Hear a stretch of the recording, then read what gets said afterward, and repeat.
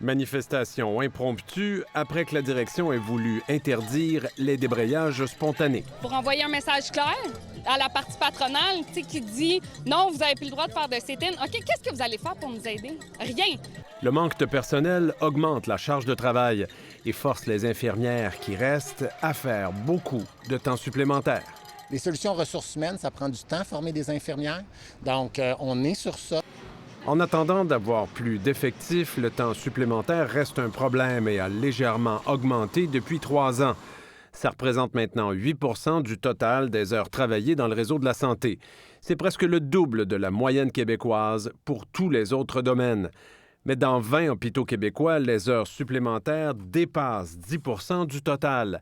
Santa Cabrini à Montréal est en tête avec 16 % du total des heures travaillées qu'ils sont en temps supplémentaire.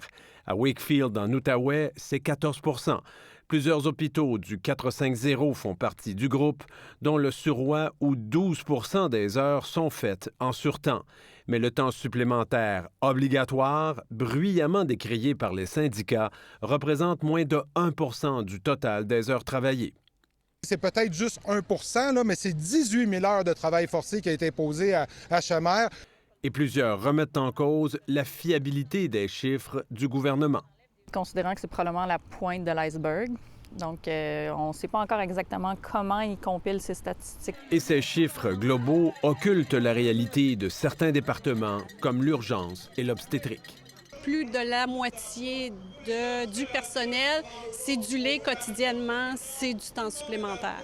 Par quart de travail, c'est environ 25 infirmières sur le plancher, dont souvent, il y en a 6 qui vont être en TS obligatoire.